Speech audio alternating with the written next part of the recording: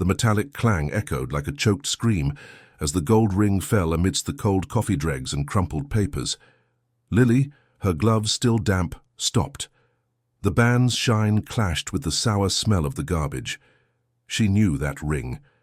Millionaire William Hart, owner of the mansion where she cleaned, never parted with it, a symbol of a marriage displayed like a trophy. Her heart raced, not because of the gold, but because of what it might mean. Looking up, she saw William standing in the kitchen doorway, his face pale, his lips trembling as if caught in a crime. He took a step forward, his voice barely above a whisper, filled with desperation. "Please, don't say anything." That plea wasn't just a request for silence, it was a veiled confession. The air between them grew heavy as if the walls had closed in, trapping a dangerous secret. Lily felt the invisible weight of choice, ignore and follow, or dive into the current of something that could change everything. In the hallway, the distant echo of laughter from the living room seemed to mock the suffocating tension. And before he could respond, William took another step, his eyes imploring but also hiding something darker. She realized, in a chilling instant, that what was at stake wasn't just a ring. It was the truth that could destroy fortunes, reputations, and perhaps lives. To continue watching my videos, like the video and subscribe to the channel right now. Afternoon fell over the immense estate like a golden blanket, filtered through the tall stained glass windows that cast colorful beams onto the marble floor. Outside, the central fountain gushed crystal-clear water, but inside the mansion, a strange, almost ceremonial silence reigned, broken only by the gentle drag of the damp cloth Lily wiped over the kitchen counter. She was accustomed to the impeccable routine of the house, where every object seemed to have been placed with the precision of a museum, and every sound seemed calculated not to disturb. But that day something was off. Maybe it was the fact that William Hart, the millionaire owner of that glass and concrete empire, was home early, locked in his office since morning. Or maybe it was the chill creeping up her spine, as if sensing that normalcy was about to unravel. Lily wasn't the kind of woman to meddle in family affairs. Her job was simple: clean, organize, don't ask questions. But there were things you couldn't unsee. Then, as she bent down to pick up a fallen bag, her fingers touched the cold, smooth metal that clashed with the plastic and paper. A ring. Not just any ring. The wide gold band, with the subtle notch she'd noticed many times glinting on William's hand at meetings and formal dinners. Her heart pounded, not just with recognition, but with the absurdity of it being there, mixed in with coffee grounds, crumpled napkins, and fruit peels. She looked up, still kneeling on the floor, and saw the door slowly open. William stood there, tieless, his hair disheveled, his eyes fixed on her as if trying to read her mind.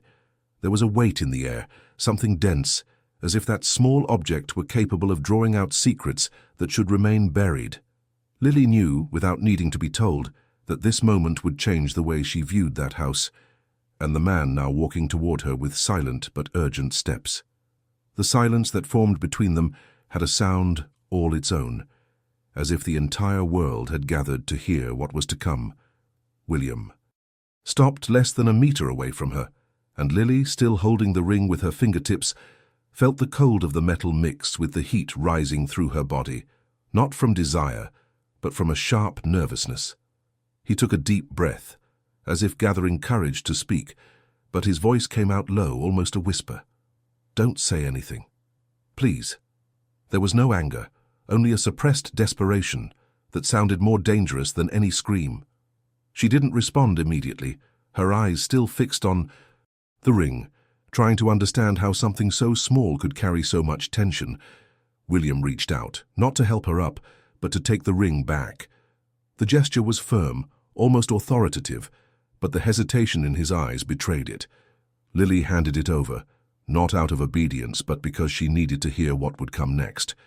He closed his hand over the jewel, as if to seal away not only the gold, but the story that came with it.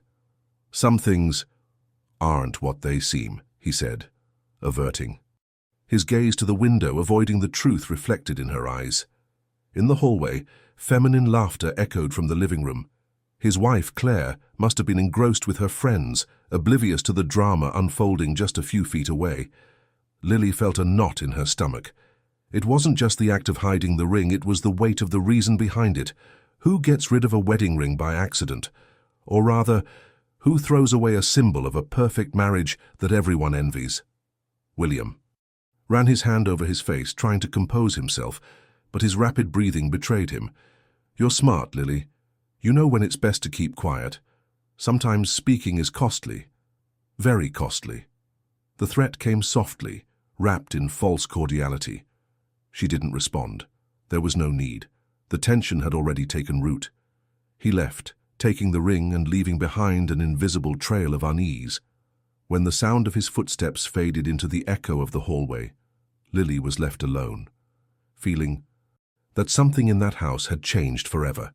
It wasn't just a secret, it was a silent invitation to enter a game that could swallow her whole, and she knew that, from then on, every look, every word, and every silence would carry the weight of proof or condemnation. In the following days, the mansion's routine ran like a Swiss clock, but Lily noticed that each tick seemed slower, heavier. William avoided crossing her path, as if his mere presence were an uncomfortable reminder of what had happened.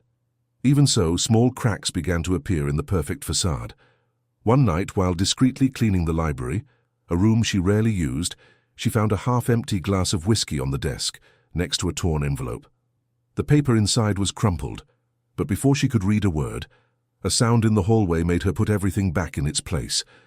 There was a different urgency in the approaching footsteps, and Lily had to turn quickly to avoid appearing to be investigating. It was Claire, her wife, wearing a blue silk dress and holding a glass of wine, her smile sweet and artificial. "Have you seen William tonight?" she asked casually, but her eyes were probing, as if searching for more than a simple answer. Lily, keeping her tone neutral, simply said no. Claire smiled back, but the rigidity in her expression betrayed a latent tension. As she turned to leave, her wife blurted out, "Sometimes he gets lost, but he always comes back." The phrase, lingering in the air, kept hammering in Lily's mind. The next day, while tidying the music room, she noticed that William's wedding ring was back on his finger, but the way he wore it, absently twirling it while talking on the phone, seemed more nervous than affectionate. And then, another detail. A different perfume permeated the jacket she had found discarded on the office sofa, a rich floral scent that was not Claire's. Each small clue formed a silent puzzle where the pieces didn't fit together but already painted a picture of betrayal and something darker. Lily found herself observing, mentally recording each scene as if it were instinctive to document the evidence of a crime that still had no name. She knew that sooner or later the secret he so desperately wanted to protect would come to light. The only question was, when that happened, would she be on the right side, or at the epicenter of its downfall? The next day, he called her into the glass-enclosed conservatory, away from the halls where the house breathed. Etiquette.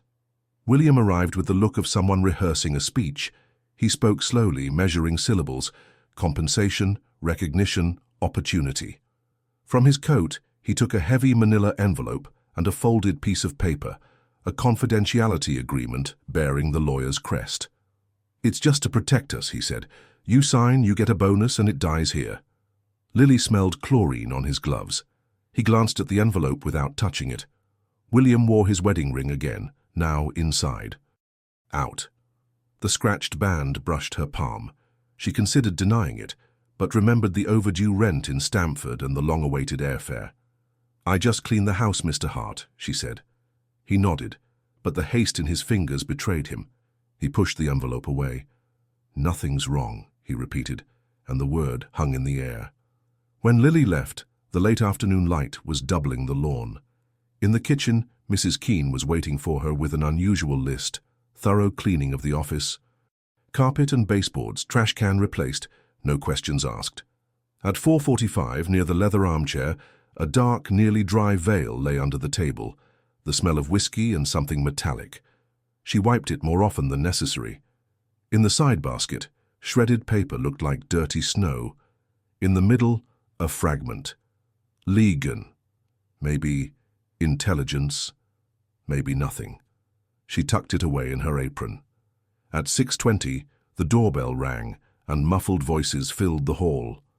The lawyer entered with a briefcase. Lily caught a glimpse of him. He passed without looking at her.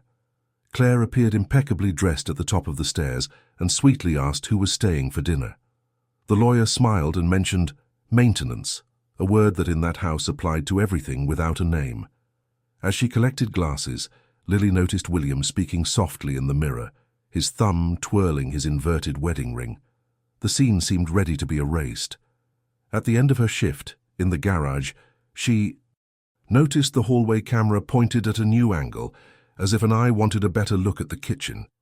Silence wasn't just being bought, it was being watched. He put the envelope away in the locker room, like someone depositing a weightless ghost that weighed more than their chest.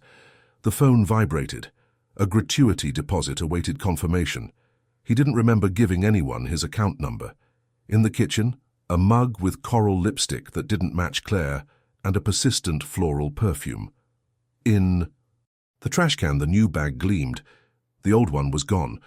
Lily felt the noise had only been pushed inward. In the empty greenhouse, a golden grain lay on the floor, a sliver of gold, dust from an upside-down ring. She warmed it between her fingers and realized that gold also peels when rubbed against a lie. She put the grain and the fragment away and left, carrying 2 signs too small for proof and large enough to light a map. And as she crossed the courtyard, she vowed that, if silence had a price, it also had a deadline. Karma moved slowly in Greenwich, but it always found the right door. The week progressed with the precision of a fine clock, but Lily knew that, behind every second, something was moving underground in that house. William avoided any prolonged contact, but his absences became increasingly noticeable. He would leave late at night, returning with a bleary gaze and the scent of that same floral perfume lingering on his coat. Claire, on the other hand, seemed more attentive. She didn't ask direct questions, but the way she watched Lily, as if measuring her gestures and pauses, suggested she already sensed a secret. One rainy morning, while tidying the main dining room, Lily found a beige silk handkerchief with embroidered initials under an armchair that didn't belong to Claire.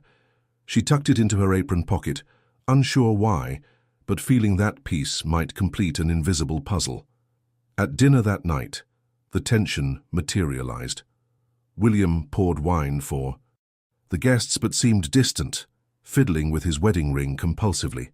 Claire, beaming at the others, shot her husband a quick, sharp look when he fumbled the name of one of the women present, a name Lily didn't recognize, but which made Claire grip the glass so tightly it nearly broke.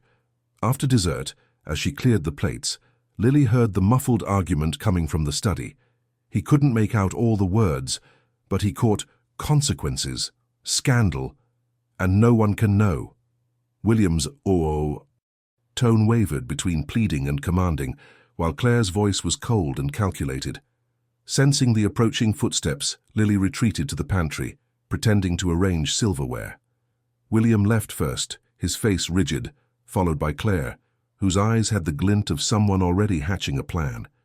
Late that night, while emptying the office trash can, Lily found another scrap of paper, this time with part of an address and an account number. She tucked it away with the handkerchief and the golden grain. They were scattered pieces, but they all pointed to a truth that could not remain hidden forever. In the silence of the staff quarters, by the dim light of the lamp, she spread the 3 items on the table and realized she was involved in far more than she should have been. She was no longer just a witness. She was at the center of a game where trust and betrayal intertwined, and where any false move could cost her dearly. That night was different. Lily woke to a metallic noise, coming from the hallway, as if someone had dropped a heavy object. She glanced at the clock, 2:37 a.m. Barefoot, she walked to the door and, through a crack, saw William crossing silently, carrying a small leather suitcase. It didn't seem like an impromptu trip. It seemed like a calculated escape. What made her uneasy was noticing that he wore dark clothes, his face partially obscured by his scarf, and that, even indoors, he held his bag tightly against his body. She followed him with her eyes, until he disappeared through the side entrance, the same one that was rarely used. The next day, while cleaning the garage, she found fresh tire tracks in the dust, as if a car had been hurriedly maneuvered. In the corner, the tool cabinet was unlocked, and one of the empty shelves revealed a space where a locked box had once stood. Lily's intuition screamed, but she knew she couldn't move impulsively. During breakfast, William wasn't at the table. Claire, impeccable as always, was fiddling with her phone with a half-smile that didn't reach her eyes. When Lily brought the pitcher of juice, Claire spoke softly without raising her head.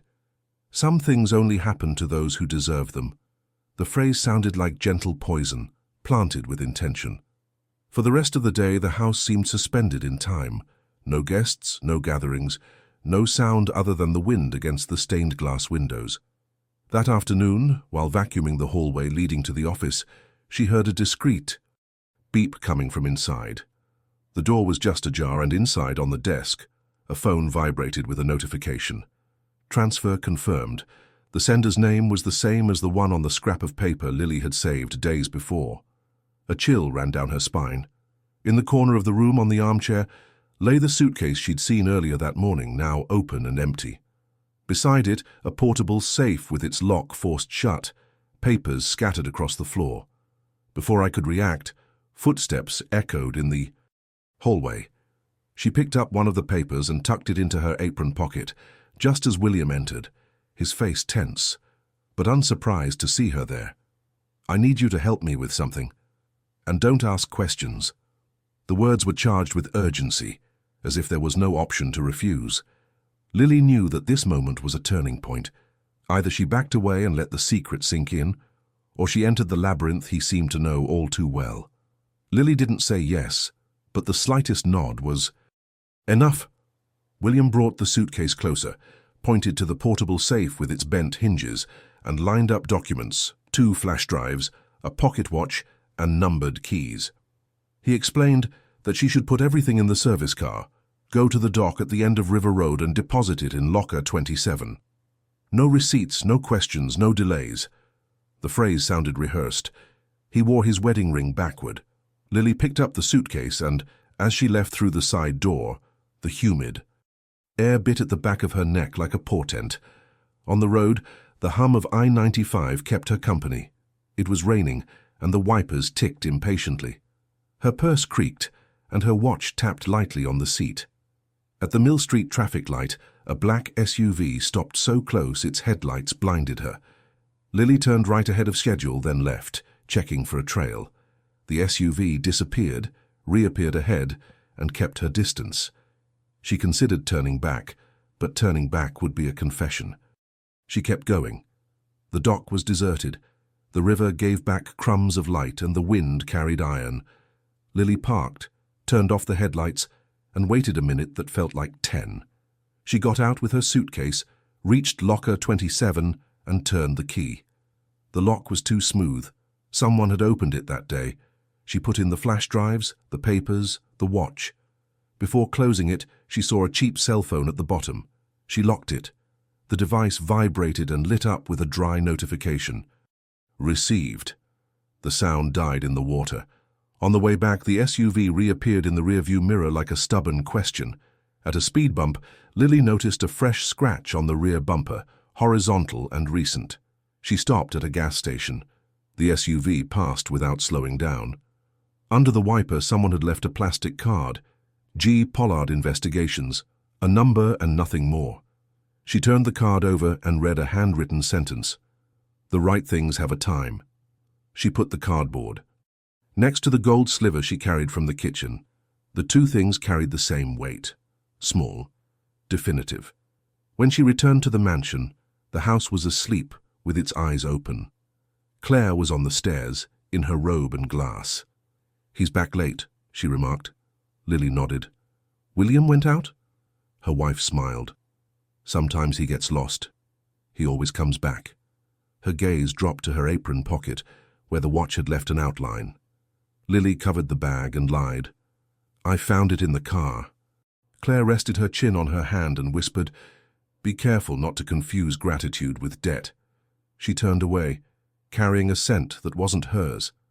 In the servants' quarters in Stamford, Rain pounded against the gutters. Lily spread the investigator's card, the gold sliver, a fragment of an address and a silk handkerchief on the table. Her old cell phone beeped.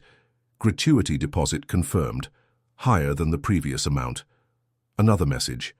Your silence is precious. She turned the card over and wrote in pen, Price Sparks deadline. She understood that she hadn't just been swept away by the secret. It was the secret that was now moving with her. Outside, a siren streaked the dawn. Lily closed her hand over the sliver and accepted that the price would come very soon. The next morning dawned with a pale, heavy sky, as if the city carried the omen of something yet to be named. Lily arrived early at the mansion and immediately noticed a change in the atmosphere. The security guards who had previously kept a low profile now circulated in pairs, speaking softly into their radios. The main gate remained closed, and an unfamiliar car, black with tinted windows, was parked near the side entrance. Entering, she saw Claire sitting on the sofa in the main living room, legs crossed, leafing through an album of old photos. She didn't look up as Lily passed, but said in a too calm tone, "It's curious how certain memories lose their luster, and others, even hidden, continue to burn." The sentence lingered as Lily made her way to the kitchen. There she found a manila envelope on the counter, unmarked. Opening it, she found 3 printed photos. One showed her leaving the dock the night before, another revealed the black SUV parked a few feet away, and the last locker 27 open. In the corner of each photo, a watermark G. Pollard Investigations. Lily's stomach churned. Before she could react, William entered through the back door, removing his sunglasses. He was more dejected, but his tone was firm. "These images aren't a problem, as long as no one else sees them." He approached, lowering his voice. "There are people who want to see us fall. You don't want to fall with them." Lily didn't answer. Throughout the day, she began to notice details that had previously escaped her. A locked pantry cabinet, a changed rug in the hallway, the intense smell of bleach coming from the office, as if trying to erase something more than dust. Mid-afternoon, while taking clothes to the dry cleaners, she saw the same investigator from the photos through the half-open library door talking to Claire. They weren't laughing, they weren't exchanging pleasantries. They seemed to be negotiating. Claire held an envelope similar to the one Lily had received. That night, as she left the mansion, Lily found a new note folded on the car's windshield. It contained just 2 words, "It's close." There was no signature, just the same handwriting as on the card he'd saved. At home, he spread all. The objects out on the table again. The handkerchief, the address fragment, the gold sliver, the cardboard, the photos. For the first time, she realized they weren't just clues. They were pieces on a board with her at the center. She didn't know who was moving the pieces, but she sensed the moment to choose a side was approaching, and that any choice would come at a price. 2 days later, the mansion seemed to breathe differently. The air carried a mixture of lavender and tension, and every sound, footsteps, doors, muffled voices, seemed calculated.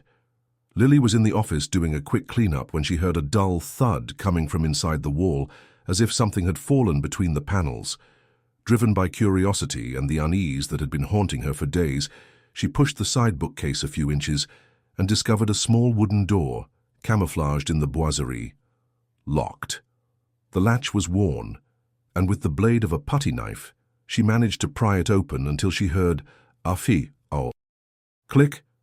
Inside was a dark metal box, unpadlocked but heavy. She opened it. Inside were stamped papers, international account statements, and a passport bearing William Hart's name, but with a recent photo and a different last name. Beside it, a key with a hotel label. Among the documents, a white envelope bearing the same coat of arms as the lawyer she had seen before. Inside were 3 typed sheets with dates and amounts, transfers that coincided with the nights William had left home. The sound of footsteps in the hallway made her act quickly. She put the box away but kept the envelope hidden in her apron. William entered, his gaze cold but his calm practiced. "Looking for something?" he asked, leaning against the door. Lily simply lifted the cloth and continued cleaning, as if she had nothing to hide. He moved closer until he could smell her perfume and said, almost as a warning, "Secrets are like mirrors. They break easily and cut whoever holds them." He left without waiting for an answer, leaving behind the feeling that he had seen more than he had let on. At the end of the day, before leaving, Lily passed by the library and found Claire alone, staring out the window. Without turning around, her wife said, "Sometimes protecting someone means letting them fall." She took a sip of her wine. Lily couldn't tell if it was a threat, a confession, or both. Back in her room, she examined the typed sheets in the dim light. One of the names on the records was the same as the one on U, the address fragment she'd been keeping for weeks. The pieces were falling into place quickly now, forming the outline of something large and dangerous. She understood it wasn't just about infidelity or hidden money. There were transactions, destinies, and perhaps crimes that could sink not only William, but everyone around him. And for some reason, she was being kept close, perhaps as an accomplice, perhaps as an alibi. The day dawned a metallic grey, and the mansion seemed to hold its breath. In the service entrance, Lily found an unsigned note folded in 4. Last chance 3 p.m. level 4 Hudson and Main parking garage. She tucked the paper into her apron without a second glance. At 9, William appeared in the hallway, looking too neat for someone who hadn't slept. He spoke softly, but his tone was raspy. He needed his things back, all of them, and he needed her silence definitively. He offered protection, more money, a better position, an apartment. It wasn't generosity. It was siege. When Lily hesitated, he said her mother had received an anonymous phone call in the early hours of the morning. He didn't smile. He just let the sentence bleed into the air and left. The house then became a stage for small choreographies. Carpets replaced, trash cans replaced, smells of bleach where there had never been any smell. At 11, Claire asked Lily to bring tea to the greenhouse. He waited for her with a serenity that seemed studied. "I know you're loyal to what's right," he said, resting 2 fingers on the glass. "Loyalty also requires an address." He pushed a thin envelope. Inside, a health plan for Lily's mother and a note. "Hand over what you have, and it's effective today." There was no explicit threat, but the price of silence had been indexed to love. At 12:40, Lily went out for break. She breathed in the cold air, counted the steps underground, and climbed back up like someone training for courage. At 15, she parked at Hudson and Main. Level 4 was deserted. The black SUV was waiting. G. Pollard leaned on the hood and went straight to the point. There was an ongoing investigation, witness protection, and a contact at the district attorney's office. He showed the photos and more. William, under another identity, chain deposits. The dock reflected in the water. "You're in the middle of the map, but you don't have to be the target," he said, offering a card with a short, curt number.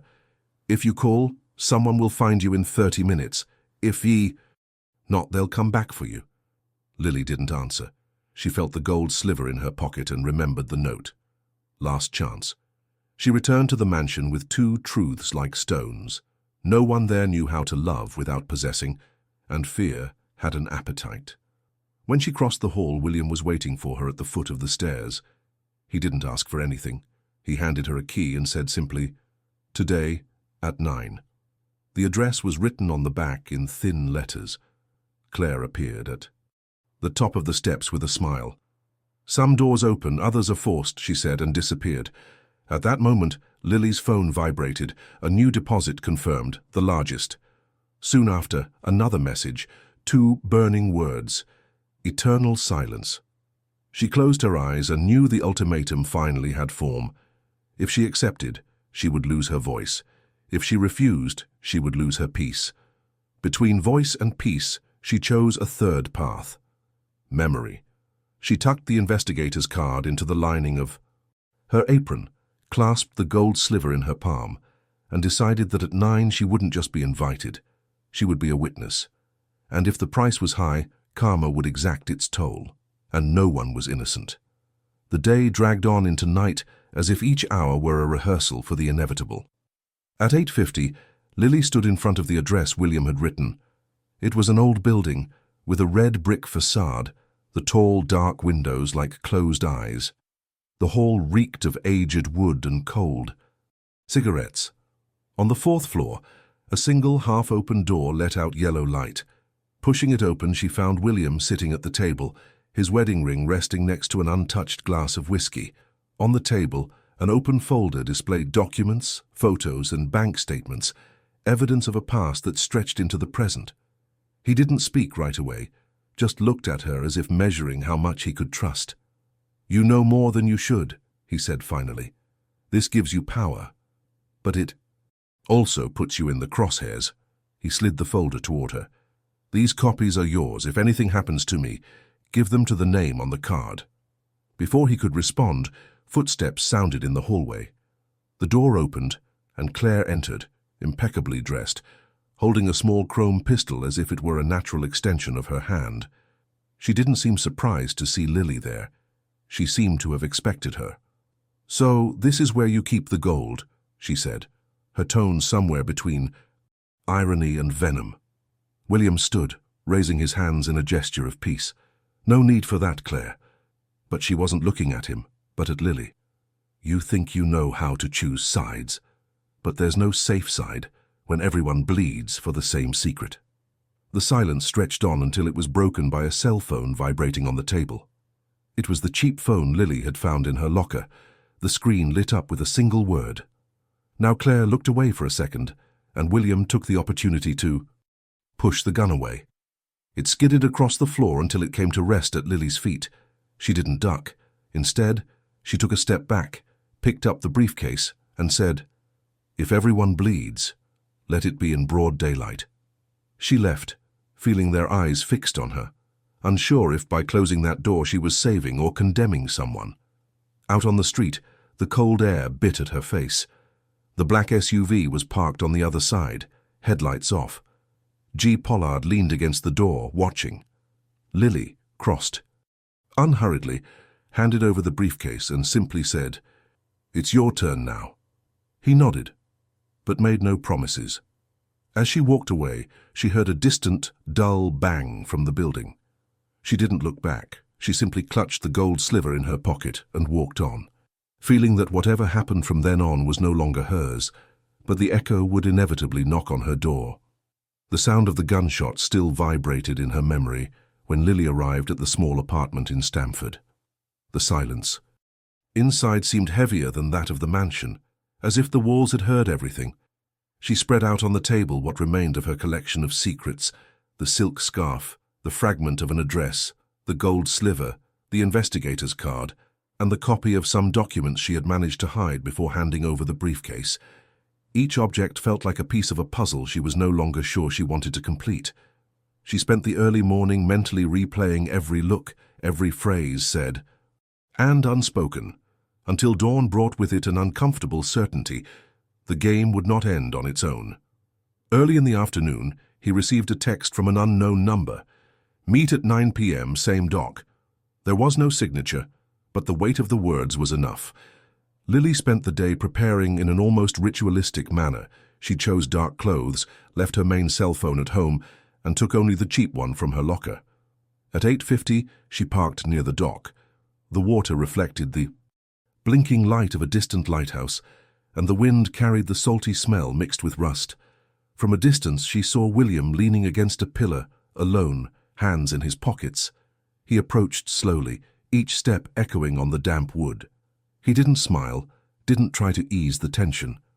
"They're coming for you, Lily, you know too much." She didn't answer, just kept her eyes fixed on his. William took something from his pocket, his wedding ring. He held it between his thumb and forefinger like a charm and said, "None of this should have reached you." Before I could continue, headlights appeared at the end of the dock. Two black cars approached slowly, doors opening in coordinated silence. From the first, Claire stepped out, impeccably dressed as always, but with a look that no longer carried the social veneer, only coldness. From the second, G. Pollard, accompanied by two men who didn't disguise their bearing beneath their coats. Tension spread through the air like electricity before a thunderstorm. Claire spoke first. "We all want to end this here without any more surprises." Pollard remained silent, but his fixed eyes on Lily indicated he was expecting something. William glanced back and forth between his wife and the investigator, as if trying to predict which side would move first. Lily, feeling the weight of the gold sliver in her pocket, understood that tonight wasn't about saving anyone. It was about settling the debt the silence had created. She took a deep breath, pulled a thin envelope from her pocket, and placed it on the hood of the nearest car. "Everything I know is here.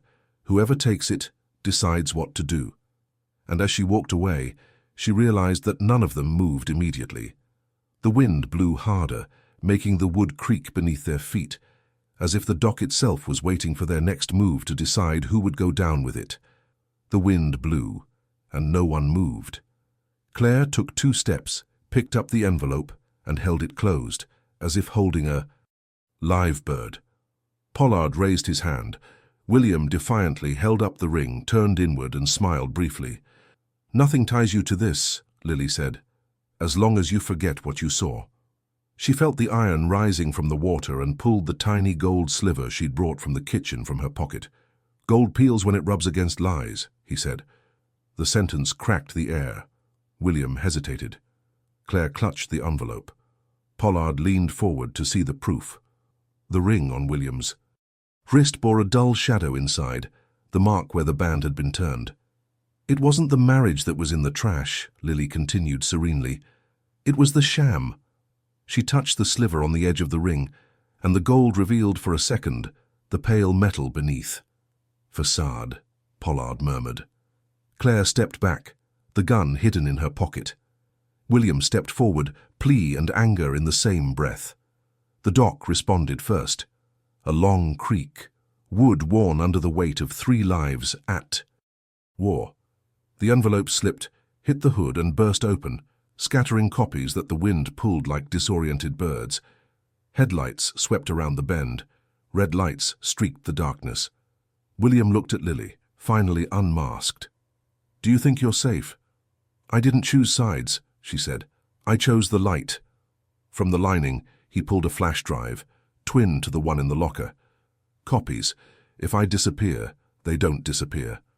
Claire stared at the splinter in Lily's hand and the tarnished wedding ring on her own fingers, as if they were saying the same thing.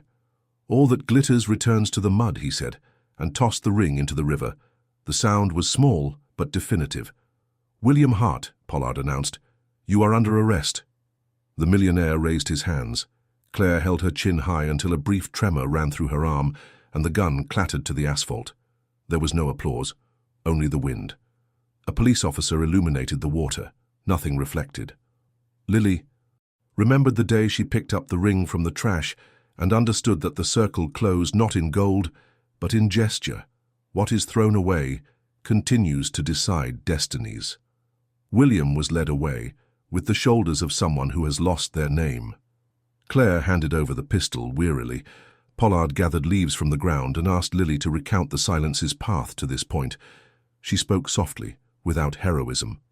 When she finished, the siren was no longer a threat, but a vigil.